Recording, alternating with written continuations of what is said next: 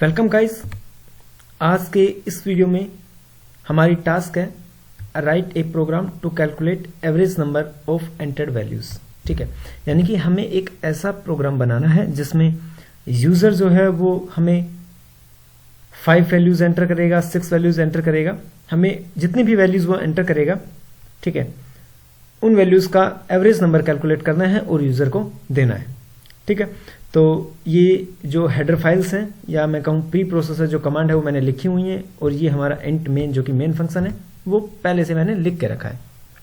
ठीक है, तो सबसे पहले हमें ये डिसाइड करना है कि हमें प्रोग्राम बनाना किस टाइप का है। मान लीजिए मेरे को 5 वैल्यूज लेके चल रहा हूं, ठीक है ना, यानी कि यूजर को मैसेज दूंगा मैं 5 वैल्यूज एंटर कीजिए, तो यूजर 5 वैल्यू है वो एंटर करेगा।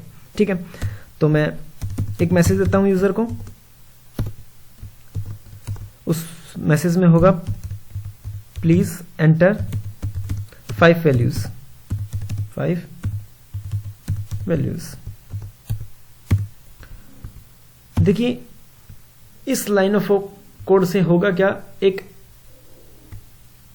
मैसेज प्रिंट होगा और वो मैसेज क्या होगा, प्लीज एंटर 5 वैल्यूज। ठीक है, अब जाहिर सी बात है ये मैसेज पढ़ के हमारा यूजर है वो 5 वैल्यू इंसर्ट कराएगा। ठीक है, अब उन इंसर्टेड वैल्यूज को मेरे को कहीं पे स्टोर करना पड़ेगा। तो देखिए यूजर जो है वो इंटीजर टाइप की 5 वैल्यूज इंसर्ट करेगा। ठीक है, तो मैं 5 अलग अलग वेरिएबल्स ना बना के एक एरे बनाऊंगा। ठीक है, और उसका डेटा टाइप होगा इंट, और एरे का नाम मैं बना लेता हूं हरी। ठीक है, मैं एरे का नाम बना रहा हूं हरी।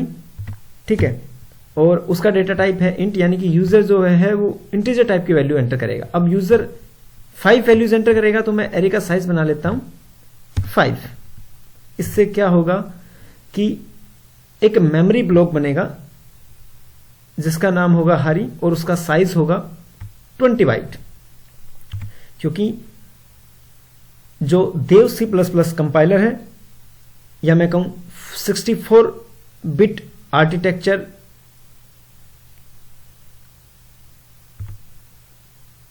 पे बना हुआ सी प्रोग्राम जब भी इंटीजर वैल्यू को स्टोर करता है तो 4 बाइट मेमोरी कंज्यूम करता है। ठीक है, तो यहां पे मैं 5 इंटीजर वैल्यू को स्टोर करा रहा हूं, तो जाहिर सी बात है 5 × 4 20 बाइट मेमोरी ब्लॉक बनेगा हरी नाम का। ठीक है, और एरे की क्वालिटी क्या है कि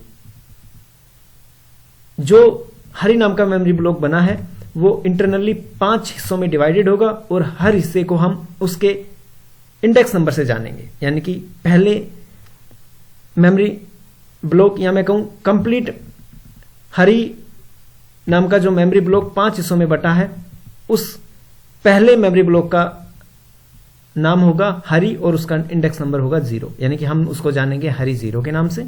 दूसरे वाले हिस्से को हम जानेंगे हरी 1 के नाम से। तीसरे वाले हिस्से को हम जानेंगे हरी 2 के नाम से, हरी 4 के नाम से। इस तरह से हम 5 हिस्सों को आइडेंटिफाई करते हैं। ठीक है, ये तो थी एरे की बात, क्लियर है? ओके, अब इस मैसेज से यूजर 5 वैल्यू इंसर्ट कराएगा।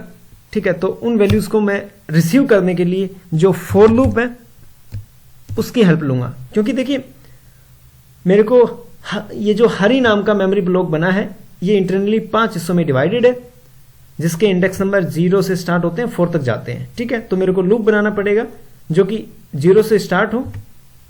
तो मैं एक वेरिएबल लेता हूं इंट टाइप का जिसका नाम है आई, और वो 0 से स्टार्ट हो और 4 तक जाए, यानी कि 5 से कम तक। i इज लेस देन 5, जाहिर सी बात है लेस देन 5 मतलब 4 तक जाए। ठीक है, और i++ हर बार इंक्रीमेंट होता रहे, यानी कि एक बार 0 हो, एक बार 1 हो, एक बार 2 हो, एक बार 3 हो, एक बार 4 हो। ठीक है, ओके, अब उन वैल्यूज को मैं स्कैन करता हूं स्कैनअप फंक्शन के जरिए। %d कोमा लगा के एड्रेस ऑफ हरी नाम का जो एरे है उसके इंडेक्स पर जाके वो स्टोर हो, और इंडेक्स नंबर एक बार 0 होगा क्योंकि i की वैल्यू 0 होगी, फिर जो पहली वैल्यू होगी वो हरी 0 पे जाके स्टोर हो जाएगी, फिर i की वैल्यू 1 से इंक्रीमेंट होगी यानी कि 1 होगी, फिर दूसरी वैल्यू हरी 1 पे स्टोर होगी, फिर हरी 2 पे, हरी 3 पे, हरी 4 पे, ऐसे 5 वैल्यू मैंने स्टोर कर लिया। देखिए इतने कोड से मैंने क्या किया है, एक एरे बनाया है और यूजर को मैसेज दिया है कि आप प्लीज 5 वैल्यूज इंसर्ट कीजिए और उन वैल्यूज को मैं रिसीव कर रहा हूं, मेमोरी में स्टोर कर रहा हूं, एरे में सेव कर रहा हूं। अब मैंने ये जो वेरिएबल है आई, इसका इस्तेमाल किया है फॉर लूप में, इसको बोलते हैं काउंटर वेरिएबल, ठीक है ना। आई को मैं यहाँ पे काउंटर वेरिएबल बोलूंगा। मैंने इसका यूज किया लेकिन बनाया नहीं है, तो मैं क्या करूंगा, एक इंटीजर टाइप का वेरिएबल बनाऊंगा जिसका नाम होगा आई, ठीक है। अब कोई एरर नहीं देगा, मैंने कंपाइलर को बता दिया है आई एक काउंटर वेरिएबल है जो कि इंटीजर टाइप का है।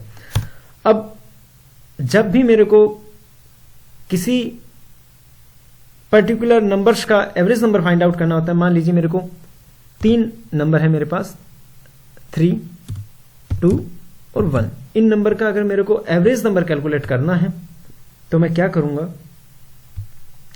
कि इन तीनों का एडिशन करूंगा और फिर भाग दूंगा 3 का, क्योंकि 3 वैल्यू है ना, 1, 2, 3, और इससे क्या होगा कि मेरे को एवरेज नंबर मिल जाएगा।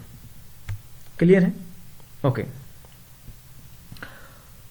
तो मेरे को अब ऐसा कुछ कोड लिखना है, ऐसा कुछ लॉजिक लिखना है जिससे कि मेरे को एरे में रखे हुए हर एलिमेंट का एडिशन मिल जाए। तो मैं फिर से फॉर लूप लगाऊंगा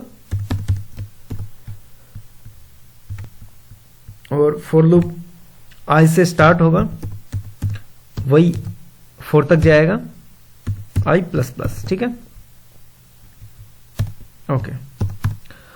और अब देखिए मेरे को एरे में रखे हुए हर एलिमेंट का एडिशन चाहिए। 4 या मैं कहूं 5 जो वैल्यू मैं एंटर कराऊंगा उनका एडिशन चाहिए। तो एडिशन में एक सम नाम के वेरिएबल में रखता हूं, तो सम नाम का वेरिएबल बनाना पड़ेगा। तो मैं सम नाम का वेरिएबल बना लेता हूं और उसको सबसे पहले मैं 0 से इनिशियलाइज कर देता हूं, ठीक है। मैंने 0 से इनिशियलाइज इसलिए किया है क्योंकि अगर मैं इसको 0 से इनिशियलाइज नहीं करूंगा तो सम में गार्बेज वैल्यू होगी जो कि हमारे डेटा को इफेक्ट करेगी, ठीक है। और वो डेटा को इसलिए इफेक्ट करेगी क्योंकि लॉजिक में मेरे को कुछ इस प्रकार लॉजिक लिखना पड़ेगा, सम इक्वल सम प्लस हरी आई, ठीक है।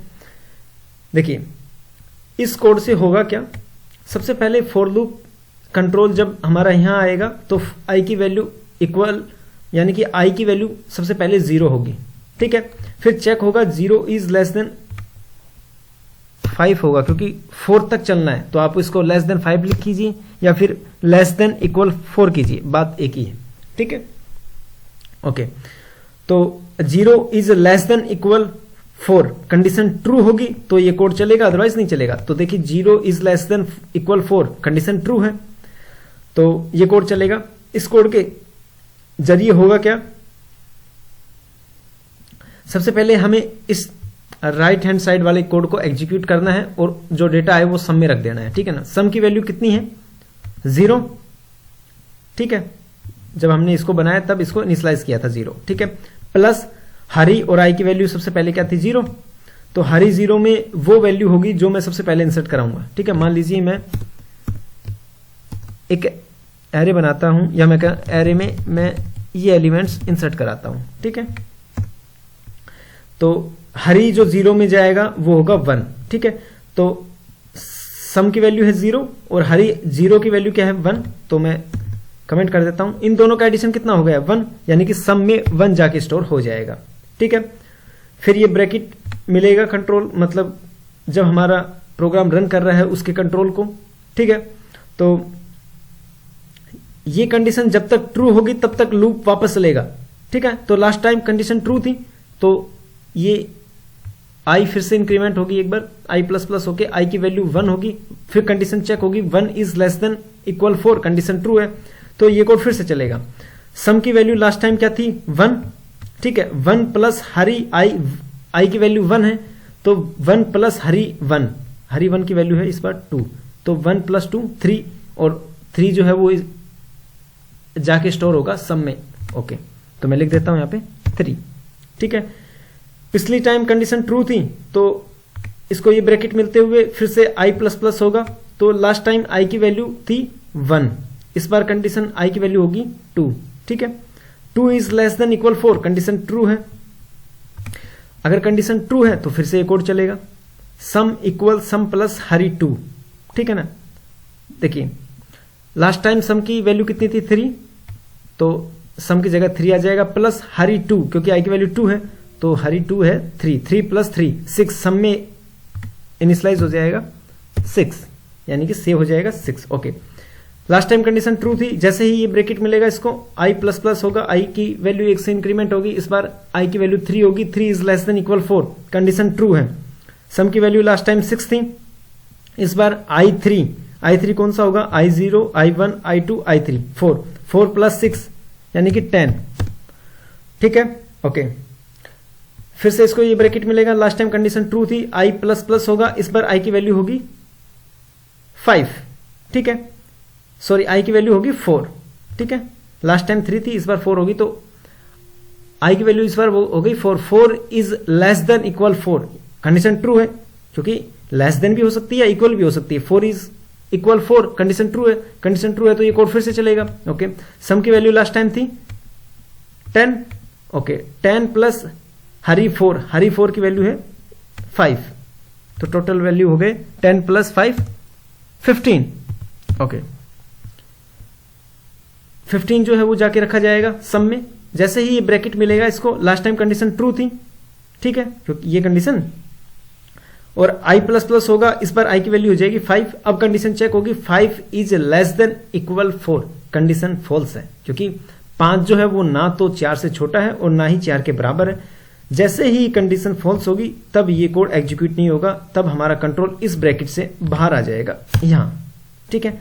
अब यहां जो कोड लिखा हुआ होगा वो एग्जीक्यूट होना शुरू होगा। अब मैं यहां पे क्या करता हूं, सम मेरे पास आ गया, यानी कि टोटल जो सम है वो मेरे पास किस में रखा है, सम में, यानी कि 15, ठीक है। तो मैं सम में भाग देता हूं किसका, टोटल वैल्यूज कितनी है मेरे पास 5, तो मैं भाग दूंगा 5 का।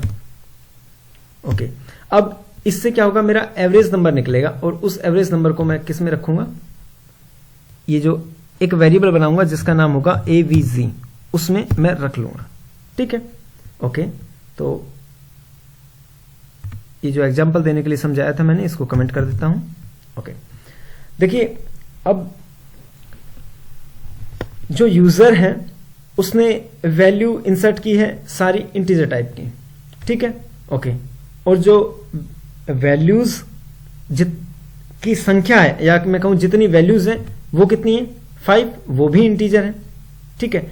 यानी कि इंटीजर और इंटीजर के बीच में जो ऑपरेशन परफॉर्म होता है वो इंटीजर वैल्यू ही मिलती है, क्लियर है।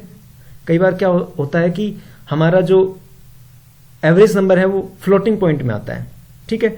तो मैं एक ये जो एवरेज नाम का वेरिएबल है, मैं इसको क्या करूंगा, फ्लोट डेटा टाइप का बनाऊंगा, क्योंकि हो सकता है एवरेज नंबर जो है वो पॉइंट में भी निकल के आ सकता है, तो मैं इसका फ्लोट डेटा टाइप का वेरिएबल बनाता हूं, इसको avg, क्लियर है। ओके, अब एवरेज नाम का जो वेरिएबल है इसकी कैपेसिटी तो हो गई है फ्लोट डेटा टाइप को स्टोर करने की, लेकिन कई बार क्या होता है, लेकिन सी प्रोग्रामिंग जो लैंग्वेज है वो क्या कहती है, अगर दो इंटीजर के बीच में कोई भी अरिथमेटिकल ऑपरेशन परफॉर्म होता है तो वो डेटा इंटीजर ही होगा, लेकिन अगर मैथमेटिकली हम बात करें तो दो इंटीजर के बीच में जो ऑपरेशन परफॉर्म होता है वो फ्लोटिंग पॉइंट भी आ सकता है, तो ये जो डेटा आएगा, जो रिजल्ट आएगा वो इंटीजर होगा, लेकिन हो सकता है कि आंसर में हमारे पास फ्लोटिंग पॉइंट वाला आंसर आए। तो मैं क्या करूंगा, इस डेटा को मैं चाहता हूं ये हमेशा फ्लोट में मिले मेरे को, तो मैं इसको टाइपकास्ट करूंगा। और टाइपकास्ट करने के लिए क्या होता है, आपको उस एक्सप्रेशन से पहले ब्रैकेट के अंदर फ्लोट लिख देना है, FLOAT। इससे क्या होगा कि इस एक्सप्रेशन से निकलने वाला जो रिजल्ट होगा अब वो फ्लोट डेटा टाइप का हो गया है, उसका हमने टाइपकास्ट कर दिया है, डेटा टाइप टाइपकास्ट कर दिया, ठीक है। अब वो फ्लोट नाम का जो वेरिएबल बनाया है एवरेज, उसमें जाके रखा जाएगा, ठीक है। ओके, अब मेरे पास एवरेज नंबर निकल के आ गया है जो कि एवरेज नाम के वेरिएबल में है, तो मैं उसको प्रिंट करा लेता हूं, printf %d, avg, ठीक है। ओके, अब इस कोड से क्या होगा कि मेरे को सिर्फ एवरेज नंबर लिखा हुआ मिलेगा। मैं चाहता हूं कि मेरे पास एक मैसेज आए कि एवरेज नंबर इज इक्वल, और फिर एवरेज नंबर, एवरेज जो वैल्यू हो वो प्रिंट हो। तो मैं क्या करूंगा, यहां पे एक मैसेज लिखता हूं, एवरेज नंबर इज इक्वल, ठीक है। अब वो वैल्यू प्रिंट होगी, फिर मैं %d लिखता हूं और एवरेज नाम का वेरिएबल है वो लिख देता हूं। अब हमारा प्रोग्राम बिल्कुल रेडी है और प्रोग्राम खत्म हो गया है। मेन फंक्शन है वो कुछ भी रिटर्न नहीं कर रहा है, तो मैं रिटर्न 0 लिख देता हूं। अब एक बार चेक कर लेते हैं कि हमने कोई ऐसा वेरिएबल तो नहीं यूज कर लिया जिसको हमने बनाया नहीं है। सम यूज कर लिया, बनाया है, फ्लोट भी बनाया, सॉरी आई भी बनाया है, एवरेज भी बनाया है, ठीक है। चलिए एक बार इसको कंपाइल कर लेते हैं, अगर कोई एरर आएगी तो उसको रिमूव करेंगे। कंपाइल किया, कोई एरर नहीं, मैं फिर से एक बार कंपाइल करता हूं, कोई एरर नहीं, मैं अब इसको रन करता हूं। प्लीज एंटर 5 वैल्यूज, मैं 5 वैल्यू एंटर करता हूं, 2 2 3 4 5, okay. Average number is equal, कुछ अजीब सा आंसर आ रहा है और वो अजीब सा आंसर इसलिए आ रहा है क्योंकि ये जो एवरेज नाम का जो वेरिएबल है उसका डेटा टाइप है फ्लोट टाइप का, और फ्लोट डेटा टाइप में रखी हुई वैल्यू को प्रिंट करने के लिए हम %f फॉर्मेट स्पेसिफायर का यूज करते हैं, ठीक है। ये छोटी सी भूल की वजह से हमारा डेटा है वो, या मैं कहूँ आउटपुट है वो इधर उधर हो गया था। मैं इसको फिर से रन करता हूं कंपाइल करके, मैं 5 वैल्यूज फिर से एंटर करता हूं, तो 2 2 3 4 5 enter, okay. Average number is equal 3.2 जो कि राइट आंसर है, ठीक है। तो हमारा आउटपुट सही आ गया। मैं चाहता हूं कि हमारा प्रोग्राम थोड़ा और स्मार्ट हो। स्मार्ट का मतलब क्या है कि देखिए, अब जो यूजर है वो बाउंड है किस चीज के लिए कि वो उसको हर बार 5 वैल्यू ही इंसर्ट करानी पड़ेगी। मैं चाहता हूं कि ये पावर भी हम यूजर को दे दें कि यूजर अपनी मर्जी से वैल्यूज इंसर्ट कराए, ठीक है। तो उसके लिए हम क्या करेंगे कि सबसे पहले मैं यूजर को एक मैसेज देता हूं, ठीक है। और वो मैसेज क्या हो कि हम यूजर से पूछें कि आप कितनी वैल्यू इंसर्ट करना चाहते हैं। तो मैं लिखता हूं हाउ मैनी एलिमेंट्स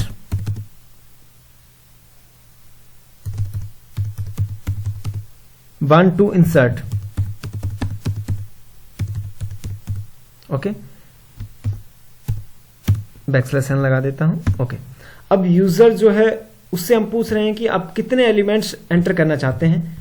अब यूजर जो है वो कुछ ना कुछ वैल्यूज एंटर कराएगा कि मेरे को 5 वैल्यू एंटर करनी है, 6 वैल्यू एंटर करनी है, जो कि एक इंटीजर डेटा एंटर कराएगा। तो मैं उस डेटा को रिसीव करने के लिए एक वेरिएबल बनाता हूं जिसका नाम है x और उसका डेटा टाइप इंट कर लेता हूं, ठीक है।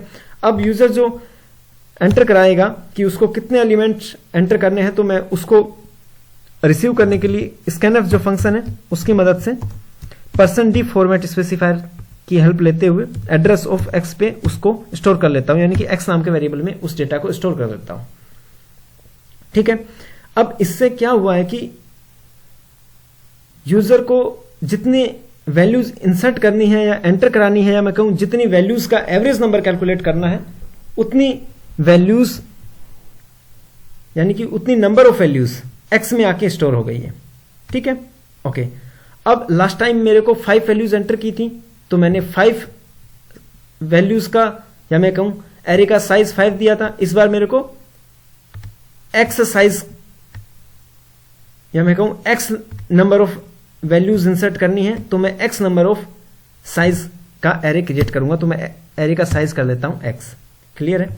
देखिए मेरे को कितनी वैल्यूज इंसर्ट करनी है वो डेटा रखा है x में, ठीक है। तो मेरे को क्या करना पड़ेगा, जितनी वैल्यूज इंसर्ट करनी है उतना ही तो एरे बनाना पड़ेगा, उतने ही साइज का एरे बनाना पड़ेगा। तो मैं x नाम के वेरिएबल को ही एरे के साइज में रख देता हूं। इससे क्या होगा कि यूजर जब प्रेस करेगा ना कि उसको कितने नंबर ऑफ एलिमेंट्स इंसर्ट कराने हैं, तो उतने नंबर एलिमेंट्स के लिए एक उतने ही साइज का एक एरे बन जाएगा, ठीक है, ओके। अब इतना तो कोड हो गया है हमारा रेडी। अब क्या करना है कि कंडीशंस चेक करनी है। अब इससे क्या होगा, इस लाइन से प्लीज एंटर 5 वैल्यूज। देखिए मान लीजिए यूजर 2 वैल्यूज एंटर करवाना चाहता है और ये मैसेज प्रिंट हो कि प्लीज एंटर 5 वैल्यूज, और वैल्यूज सिर्फ 2 ही एंटर करवाए, तो ये अच्छा नहीं है। तो इसके लिए मैं क्या करता हूं, यहाँ पे 5 की जगह %d लिख देता हूं। और %d इसलिए लिखा है क्योंकि हमें अभी तक फिक्स नहीं है कि यूजर कितनी वैल्यू एंटर कराएगा, और यूजर जो है जितनी वैल्यू एंटर कराएगा वो डेटा है x में, तो मैं यहाँ पे x की वैल्यू प्रिंट कराऊंगा, ठीक है ना। प्लीज एंटर %d वैल्यूज, और फिर यहाँ आगे कोमा लगा के x लिख दूंगा। इससे अगर यूजर ने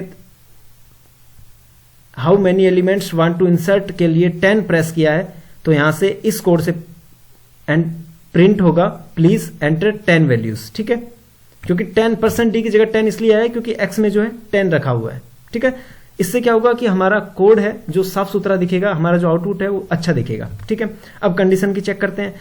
जब देखिए एरे का साइज 5 था तो मैंने कंडीशन लिखी थी i इज लेस देन 5, तो यहां पे अब एरे का साइज है x, तो मैं i is less then x कर देता हूं, और यहां भी मैं i is less then x कर देता हूं। ठीक है, ओके। एरे का साइज उस टाइम 5 था, या मैं कहूं 5 नंबर ऑफ एलिमेंट्स मैंने एंटर किए थे, यहां पे मैं x number of element enter कर रहा हूं, तो मैं 5 की जगह x कर देता हूं। ठीक है, और बाकी का कोड हमारा ऐसा का ऐसा रहेगा। ठीक है, और फिर से कोई एरर आई तो हम चेक करेंगे। मैं कंपाइल करता हूं, कोई एरर नहीं है, मैं रन कर देता हूं। How many elements want to insert, मान लीजिए मेरे को इस बार सिर्फ 3 एलिमेंट्स एंटर करने हैं, तो मैं देखिए इसको लाइन ऑफ कोड से क्या प्रिंट हुआ है, please enter %d values, please enter 3 values. ठीक है, जब यूजर ने पूछा ना कितनी वैल्यूज, या मैं कहूं कितने एलिमेंट्स आप इंसर्ट करना चाहते हैं, मैंने एंटर कराया 3, तो वो जो 3 है वो x में जाके स्टोर हुआ था, तो मैंने वहीं से ही x को प्रिंट कराया है प्लीज एंटर %d, यानी कि ये x, ठीक है ना, इसकी मदद से %d यानी कि x में रखी हुई वैल्यू जो है वो प्रिंट होगी 3 वैल्यूज, और इसी का ही आउटपुट हमें मिला है, प्लीज एंटर 3 वैल्यूज। अब मैं 3 वैल्यूज एंटर कराता हूं, 1 2 एंड 3, और एवरेज नंबर है वो 2 निकल के आता है। 2 + 3 + 1 6/3 2 आंसर जो कि सही है। देखिए इस बार हमारा जो प्रोग्राम है वो थोड़ा स्मार्ट हुआ है, हमने पावर दी है यूजर को कि आप जितनी चाहें उतने नंबर ऑफ वैल्यूज का आप एवरेज नंबर कैलकुलेट कर सकते हैं। अब मैं चाहता हूं कि हमारा प्रोग्राम थोड़ा और स्मार्ट बने। स्मार्ट का मतलब क्या है कि जब भी ये वैल्यूज एंटर करवाए तो ये हर बार वैल्यूज का नंबर बताए कि please enter first value, second value, third value, ऐसे। ठीक है, तो मैं क्या करूंगा, जब ये वैल्यूज एंटर कर रहा है, ठीक है, लूप के अंदर मैं लिखूंगा एक मैसेज printf, ओके, printf में लिखता हूं एंटर, सॉरी कहां पहुंच जाता हूं मैं, एंटर %d वैल्यूज। ठीक है, स्पेस देके वैल्यू, ये डबल कोटेशन के अंदर ही लिखना है value, %d enter %d values. Okay okay, और कोमा लगा के मैं आई लिख देता हूं। ठीक है, अब इस लाइन ऑफ कोड से होगा क्या, ये कंट्रोल जब चलेगा तो printf फंक्शन के अंदर डबल कोटेशन में लिखे हुए हर डेटा को एज इट प्रिंट कर देता है। कुछ पर्टिकुलर सिंबल्स हैं उनको छोड़ के, जैसे %d %f, इन सबको। ठीक है, इन सब की जगह उस वैल्यूज को प्रिंट करता है जो कोमा लगा के आगे वेरिएबल लिखा होता है। ठीक है, अब इस कोड से क्या होगा, प्लीज, इससे क्या होगा, एंटर। ठीक है, एंटर प्रिंट हो जाएगा। %d जैसे ही मिलेगा तो वो क्या करेगा, यहां से आगे सर्च करेगा, जो वेरिएबल होगा ना उसको उठा के यहां पे प्रिंट कर देगा। i है, i की वैल्यू फर्स्ट टाइम कितनी होगी, 0 होगी, तो फर्स्ट टाइम ये बोलेगा प्लीज एंटर 0 वैल्यू। फिर नेक्स्ट टाइम जब हम 0 वैल्यू एंटर कर देंगे, यानी कि फर्स्ट जो पहली जो वैल्यू एंटर कर देंगे वो, उसके बाद ये मैसेज फिर से प्रिंट होगा, एंटर फर्स्ट वैल्यूज, फिर 2 वैल्यूज, 3 वैल्यूज, ऐसे करके प्रिंट होगा। ठीक है, एक बार मैं इसको कंपाइल करके रन करके दिखा देता हूं, आपको अच्छा लगेगा।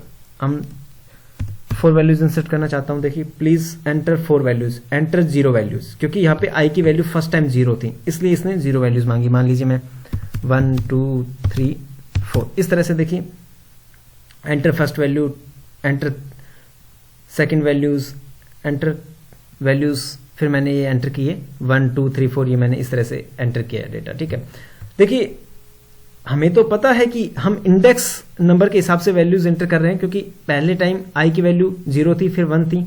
अब अगर कोई यूजर है जिसको प्रोग्रामिंग का ज्ञान नहीं है, वो देखेगा कि एंटर 0 वैल्यूज, ये थोड़ा अजीब सा है। ठीक है, तो हम इसको थोड़ा और स्मार्ट बनाते हैं, तो i को मैं इंक्रीमेंट कर देता हूं +1 के हिसाब से।